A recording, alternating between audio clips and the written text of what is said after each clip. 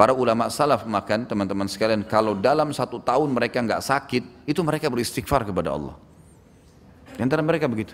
Karena mereka tahu penyakit atau cobaan itu justru meninggikan derajat mereka. Membuat mereka mau nggak mau di rel ibadah. Mau nggak mau. Mau nggak mau. Jadi akhirnya terjaga dalam kebaikan. Saya membahasakan teman-teman secara pribadi, ada banyak pengajian saya seperti teman-teman kita di Palestina. Jangan antum pikir itu keburukan buat mereka.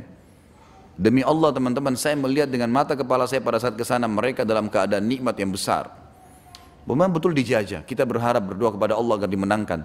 Tapi kira-kira apa yang kita maksudkan nikmat di sini? Ternyata orang Palestina dengan dijajah teman-teman, setiap hari mereka itu di alam ribat setiap hari.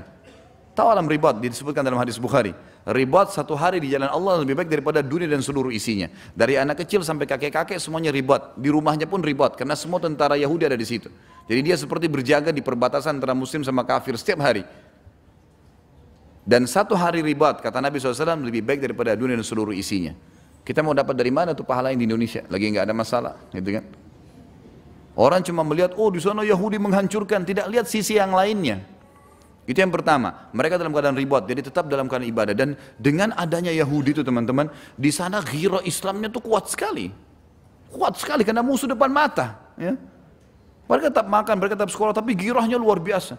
Anak-anak kecil itu hafal-hafal Quran, semuanya baca Quran di Masjid Aqsa, duduk main-mainnya, bercandanya itu dengan bahasa-bahasa ayat Quran, ayat jihad itu sudah dihafal mati sama mereka.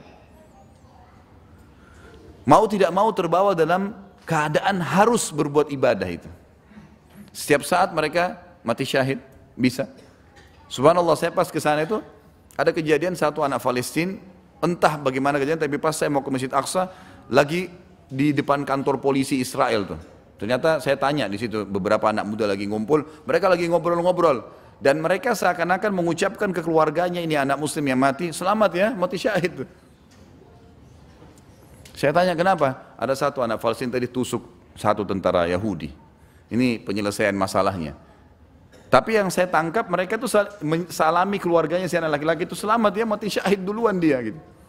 Jadi kayak mainan tuh mati syahid tuh. Setiap saat mati ditusuk sama orang Yahudi mati masuk surga. 70 keluarganya yang masuk surga tanpa hisab dan banyak yang lain. Sampai kuburannya terus kuburan para syuhada di situ. Jadi jangan cuma memandang sisi buruknya. Ada banyak hal yang kita ambil pelajaran dari situ teman-teman. Daerah Gaza yang sampai sekarang tidak bisa dimasuki oleh Yahudi itu, di tengah-tengah, kalau meja ini Palestina, ini semua sudah dikuasain, tinggal tengah-tengah, sampai sekarang tentara Israel nggak bisa masuk. Setiap mereka mau masuk, mereka dengarkan beragam macam cerita yang saya dengar dari teman-teman di sana itu, mereka dengar suara kuda lah, mereka inilah pesawatnya jatuh lah, nggak bisa. Di situ tuh teman-teman di Gaza ceritain, ini kalau kita selesai sekolah dari anak SD sampai anak yang kuliah ada universitasnya, ada jadi dokter, ada jadi insinyur. Ini kalau pulang sekolah, mereka taruh tasnya, ngambil 1 botol air mineral, bawa Al-Quran, bawa senjata, duduk di puing-puing bangunan, tunggu pesawat Israel datang ditembak sambil ngaji. Dari pulang sekolah sampai besok pagi lagi begitu, ribut tiap hari. Itu nggak bisa kita dapat, itu kenikmatan yang luar biasa gitu. Jadi jangan memandang musibah hanya satu keburukan saja. Ambil ibrah pelajaran. Allah maha melihat teman-teman sekalian, ini masalah akidah. Allah maha melihat, maha mengetahui, jangan pikir Allah itu tidak tahu. Sisi yang lain tidak boleh juga orang yang berbuat kemaksiatan teman-teman merasa, oh Allah nggak hukum kok saya, buktinya nggak dihukum. Seperti banyak orang liberal yang ngawur nih ngomongnya. Masalah waktu pemerintah orang-orang yang homoseksual mau minta supaya dilegalkan pernikahan sesama jenis, para ulama ngangkat suara, dai-dai ini nggak boleh gini-gini. Orang-orang liberal bilang, kenapa memang?